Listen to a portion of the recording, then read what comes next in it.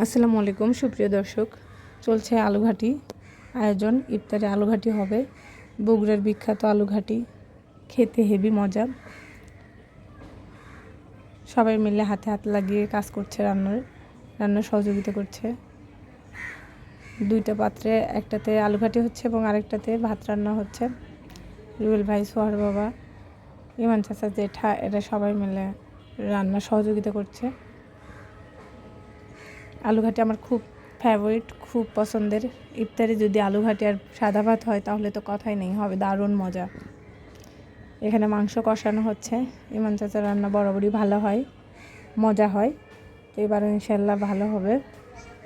সবাই মিলে আলুঘাটির গল্প করছে, গল্পের তালে তালে রান্না হচ্ছে, বেশ মজা হচ্ছে। ওয়াও, হেভি কালার হয়েছে, দেখে মনে হচ্ছে হেভি টেস্টি হবে, খুব সুস্বাদু হবে তাই মনে হচ্ছে। আমাদের বগুড়ার মানুষের খুব প্রিয় এই আলুঘাটি, গরুর মাংসের সাথে আলুঘাটি সবাই পছন্দ করে এবং যারা একবার খেয়েছে তারা খুব প্রশংসা করেছে আলুঘাটির। বগুড়ার বিখ্যাত এটা একটা খাবার, গরুর মাংসের সাথে আলু দিয়ে ঘাটি করে, সেটা আলুঘাটি হিসেবে পরিচিত। তো ইফতারে আজকে আলুঘাটি হবে, সবাই গল্প করছে, রান্না করছে, রান্নার সহযোগিতা করছে সবাই। তো ভালোভাবে রান্না চলছে এখানে, আমি দাঁড়িয়ে থেকে এগুলো দেখছি এবং ইফতারের জন্য ওয়েট করছি। তো এখানে আছে উৎস এই প্রথমবার সোহাকে কোলে নিল, দুইজনই ছোট মানুষ, তারা দুইজন এখন যাবে, তার নানু ডাকছে, নানুর কাছে যাচ্ছে তারা।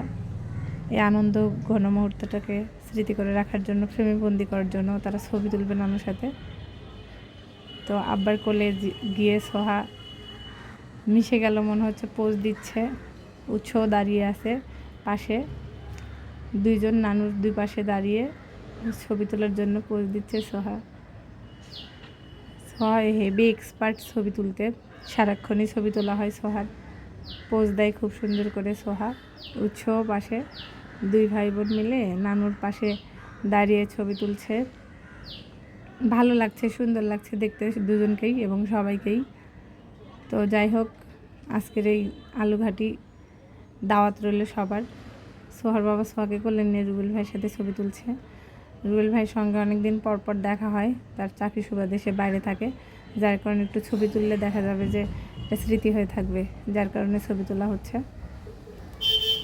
সবাই মিলে রান্না করছে, ভালো সময় কাটছে হাসি খুশি নিয়ে সবাই।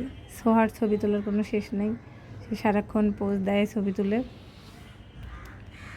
এখানে চলছে মাংস কষানো, এরপর আলু দেওয়া হবে। চাচা লবণ দিয়ে দিচ্ছে, মনে হয় লবণ একটু কম হয়েছিল, যার কারণে আবার একটু লবণ দিয়ে দিচ্ছে। ছোয়ার বাবা একটু নেড়ে দিচ্ছে, রান্না করা মাংস একটু নাড়া দিতে ভালোই লাগে। চাচা মশলা দিয়ে দিচ্ছে, মাংসের মধ্যে মশলা দিয়ে দিচ্ছে, মশলা দিচ্ছে যার কারণে টেস্ট একটু বেশি যাতে হয়, এই জন্য একটু মশলা দিয়ে দিচ্ছে। এরপরে চাচা আবার পেঁয়াজ কুচি আনতে যাচ্ছে, সোয়ার বাবা একটু নেড়ে দিচ্ছে মাংস, পেঁয়াজ কুচি দেওয়া হচ্ছে মাংসের ভিতর। আমারও ভালো লাগে রান্না করা খাবার বা মাংস এরকম একটু নাড়তে, কার না ভালো লাগে। সোয়ার বাবা একটু শখ করে মাংসটা নেড়ে দিচ্ছে, খুব সুন্দর স্মেল আসছে মাংস থেকে, মনে হয় সুস্বাদু হবে।